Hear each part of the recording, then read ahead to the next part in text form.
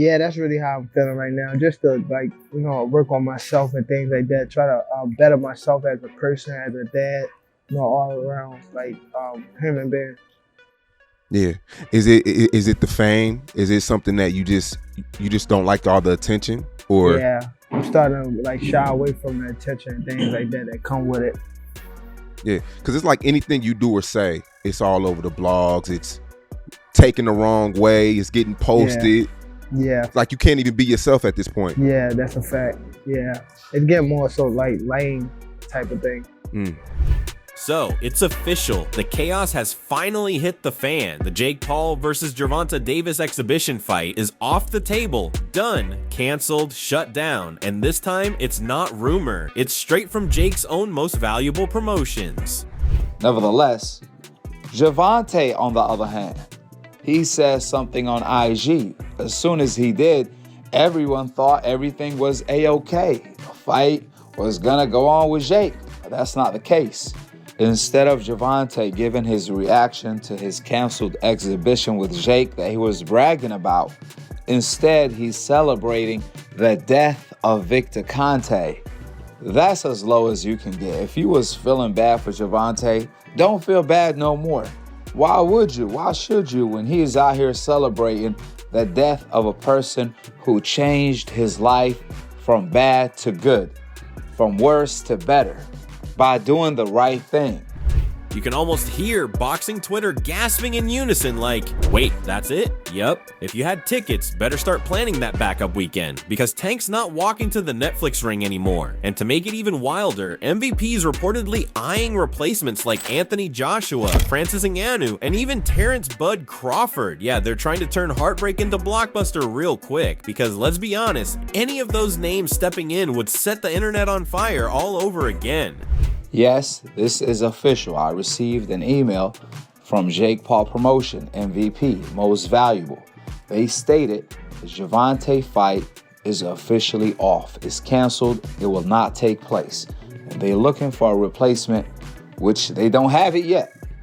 We'll see if that's AJ, Andre Ward, Terence Bud Crawford, or Francis Ngannou. These names make a whole lot of sense. And right after the Jake Paul versus Gervonta Davis fight got scrapped, here comes Rolly Romero, the human sound effect machine, going off like someone just stole his Wi-Fi. My guy didn't even wait for the dust to settle. He's out here threatening to slap Jake Paul across the face like it's a team building exercise. Bro, I'll be ready in a week. I'll be ready to slap Jake Paul across the face in a week. Jake Paul gets knocked out cold by me, bruh. Jake Paul won't fight me, bruh. And Tank would have stopped him. Tank would have knocked him out cold. And I'm bigger and I'm stronger than Tank. Tank would have knocked him out cold. You can tell he's been holding that one in since breakfast, and honestly, you gotta love Rolly's confidence. Man said he's ready in a week, doesn't care if he's drunk, and that Jake's scared of him. Bro, the fight just got canceled, and Rolly's already cutting promos like it's WrestleMania. You almost forget this dude had his own rematch drama with Ryan Garcia. He's out here mixing heartbreak, beef, and open mic night energy all in one rant. Me and Jake fight in 2 weeks. No, and then they want to go waste their time with Ryan, right? Bro, Ryan Garcia done wasted 6 months of my life, bro. Because we're over here trying to figure out the a rematch because me and him obviously had a rematch clause, and then he don't want to fight me. And then he wants to go run off and go fight Barrios and waste my time.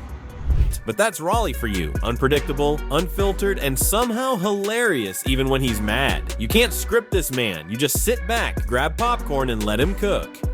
And just when you thought Rolly's meltdown was the grand finale, man yelling about slapping Jake Paul and calling out half of boxing, boom, Oscar de la Hoya strolls in like the substitute teacher who just canceled recess. The man straight up crushed the internet fantasy of Jake Paul versus Ryan Garcia with one swing of the legal bat. Contracts, he said, the scariest word in boxing after mandatory defense.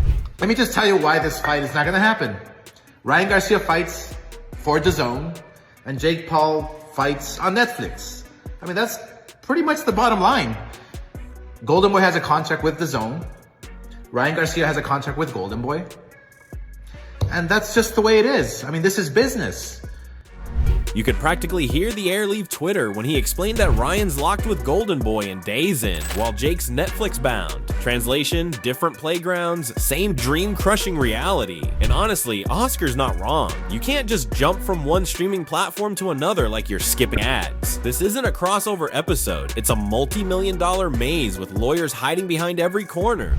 You know, Ryan Garcia's probably going to go on a rant saying, oh, you're keeping me from making money and this and that and fighting. No, you have to go by the law, by the rules. You have a contract with DAZN. You have a contract with Golden Boy. It just doesn't happen that way. So anyway, Ryan Garcia's next fight will be announced by me, who he's fighting and when he's fighting next.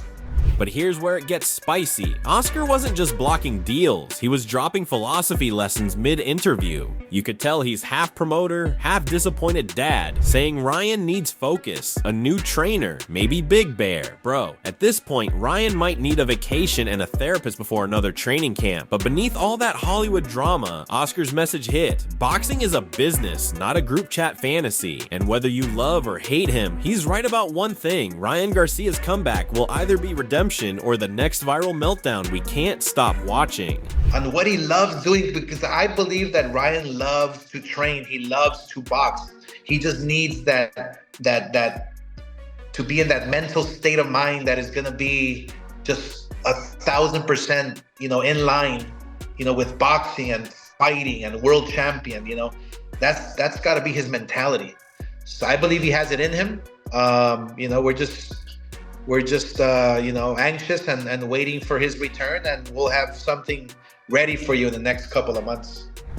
And right after Oscar De La Hoya slammed the legal brakes on the Jake Paul versus Tank Davis fantasy, here comes Michael Bisping stepping in like the voice of reason at a family barbecue gone wrong. The man sitting at an airport sipping his coffee and roasting this whole situation like he's been waiting for this all week. He called the idea of Jake Paul fighting Francis Ngannou bloody ridiculous. And honestly, I couldn't even argue. From Tank Davis, a guy who weighs as much as a hotel pillow, to Francis Ngannou, a dude who could punch through a Tesla door.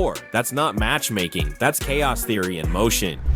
That Jake Paul might be fighting Francis Ngannou, which is just absolutely bloody ridiculous. If you know the situation, it was supposed to be boxing Gervonta Tank Davis, a man that weighs 133 pounds or 135. Regardless, it's a man that is way smaller than Jake Paul. So that is just ridiculous, and I've given my thoughts on that before anyway.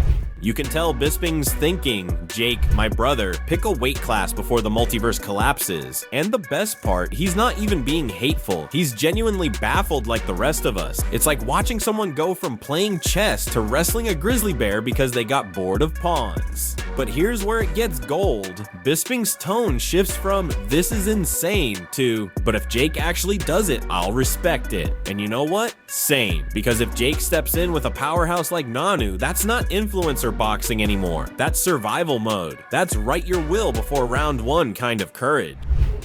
There's no way Jake Paul fights him. If he does, hey listen, I'll be the first one to hold my hand up and say I was wrong. But I just don't think that's going to happen. Nate Diaz, yeah, I do believe that would be a possibility. People are very interested in Jake Paul. He is a phenomenon in that regard. Still, you can't help but laugh, picturing Jake trying to dodge Ngannou's sledgehammer while Netflix executives whispered, this is great for engagement. And deep down, we all know we'd tune in. Not for technique, not for legacy, but because watching Jake Paul flirt with disaster might just be the wildest crossover event boxing's ever seen. The type of fight where you don't blink. Not because of suspense, but because you're low-key checking if Jake's still breathing after every punch. And listen, I will say Jake Paul is definitely improving over the years. You can see the work that he's putting in, so I do respect that. Nothing but respect for anyone that steps foot in the ring, especially boxing, because it is very dangerous. And if Jake Paul was to do that against Francis Ngannou, that'd be a gamble, and I would have to respect it. Simple as that. And just when you thought the matchmaking chaos couldn't possibly level up, here comes Francis Ngannou stepping in, not with a punch, but with pure confusion. My guy sounded like he was trying to solve a riddle when Jake Paul's team called. You could almost hear him thinking, wait, Gervonta Davis to me? Are you sure you dialed the right number? bro was so baffled he asked, "Who's Jake?" And honestly, that might be the most unintentionally savage response of the year. That's like LeBron asking, "Who's Steph?" on live TV. Possibility that Francis Ngannou will step in for Gervonta Davis and fight Jake Paul. No, there's no such of thing happening. Basically, like how can they go from like Gervonta Davis to Francis Ngannou? Like, I mean, Gervonta Davis is a fantastic boxer, but and is a one-shot knockout artist. But come on, like the weight different and everything, it makes no sense. Jake's team really tried to go from Tank Davis, 135 pounds of dynamite, to Ngannou, a man who can knock down walls by sneezing. That's not a replacement. That's a plot twist from a Marvel movie. And the best part, Francis didn't even flinch at the money talk. TMZ tried throwing out numbers like it was an auction, but Ngannou stood tall like, "Bro, this ain't about money, this is about logic." Respectfully, he called it nonsense, and he's right. Because imagine that size difference, Jake would need NASA clearance just to step into orbit with Ngannou. You know it's bad when even Francis's own team thought it was a prank call. He wasn't flattered, he was offended. And I get it, you don't challenge a lion to a pillow fight and call it competition. Francis shut the whole thing down with calm, heavyweight confidence, and honestly, it might be the most polite knockout we've ever seen outside the ring. I mean, don't disrespect me like that. And then they even say like even come out after and say, and what if the number are good? He sent out some number. I'm like, it's not about the number.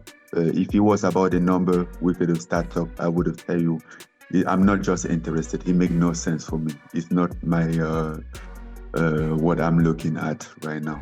So after all that chaos, canceled fights, viral rants, and heavyweight confusion, one thing's clear. This whole Jake Paul saga has officially turned into boxing's version of reality TV.